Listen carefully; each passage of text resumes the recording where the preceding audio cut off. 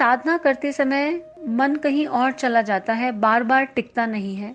और ऐसा ही प्रश्न बहुत सारे व्यूअर्स ने यही सवाल पूछा है अलग अलग तरीकों से कि साधना करते हुए मन भटकता है।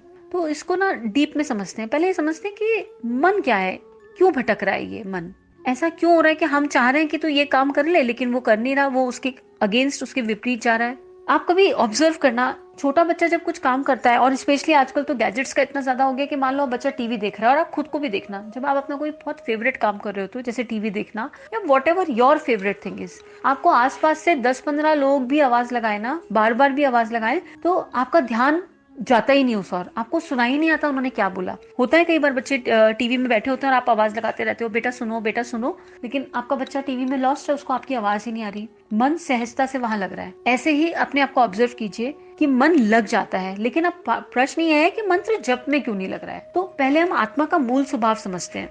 मन का लगना बहुत सहज है, लेकिन हमारी आत्मा का जो मूल है, जो रूट है ना, वो ध्यानी है, प्रेमी है। तो आत्मा को इसके लिए कुछ करना नहीं है, लेकिन उसके ऊपर लेयर्स जम गई हैं, 1 2 3 इनफाइनाइट लेयर्स ऑफ संस्कार। और जब हम जप करने बैठते हैं तो वो दिन भर की सारे विचार उसी समय हमारे ऊपर हावी होने लगते हैं। आज सुबह क्या हुआ, शाम को क्या हुआ, बीते हुए कल में क्या हुआ या आगे क्या हुआ।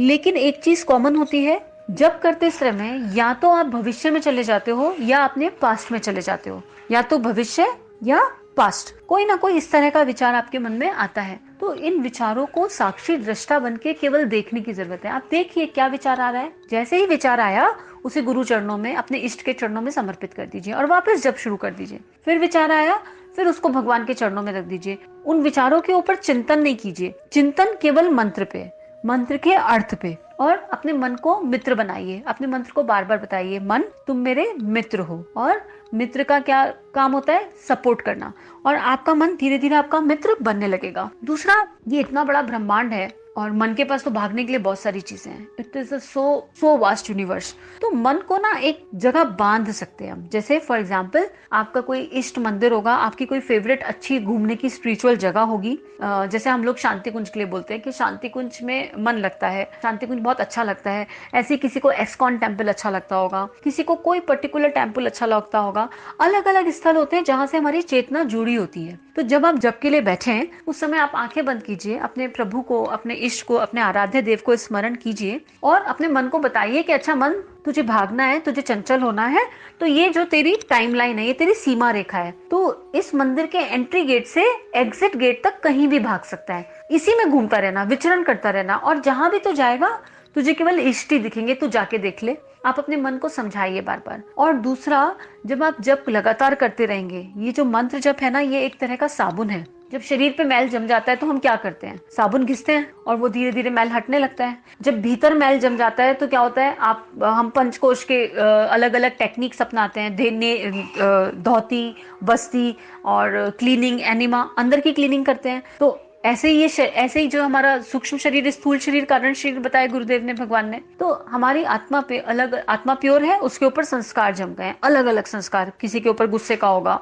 कितने जन्मों से, किसी को ज्यादा नींद आ रही है, किसी को बहुत ज्यादा आलस चढ़ा रहता है, किसी का खाने की तरफ मन भाग रहा है। देयर अलग अलग तरीके के संस्कार हमारे चित्त पे जमा है। जब आप जप रूपी साबुन, मन लगे या नहीं लगे, घिसते रहते हैं तो धीरे धीरे ये संस्कार अपने आप शांत होने लगते हैं। और एक समय ऐसा आने लगता है जब आपका मन स्वतः लगने लगता है, क्योंकि मन का मूल स्वभाव ही लगना है, आत्मा का मूल स्वभाव ही प्रेम है।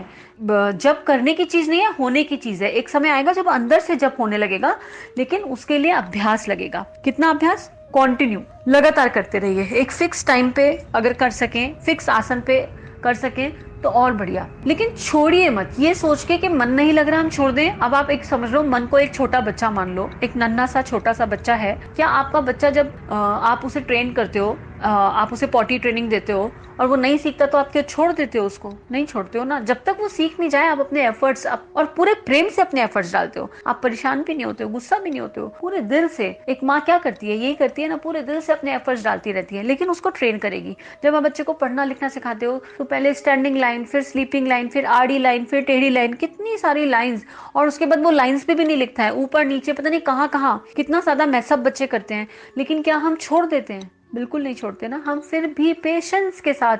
और कितने साल लग जाते हैं बच्चे को पूरा ABCD सिखाने में, अनार क ख ग सिखाने में कितना समय लग जाता है, लेकिन माता पिता अपना धैर्य नहीं छोड़ते। तो मन को एक बच्चा मान लीजिए कि ये मेरा छोटा सा बच्चा है और इस बच्चे को अब ट्रैक पे लाना है, और उसे ट्रैक पे लाने के लिए गुरु रूपी शक्ति मेरे साथ काम कर रही है।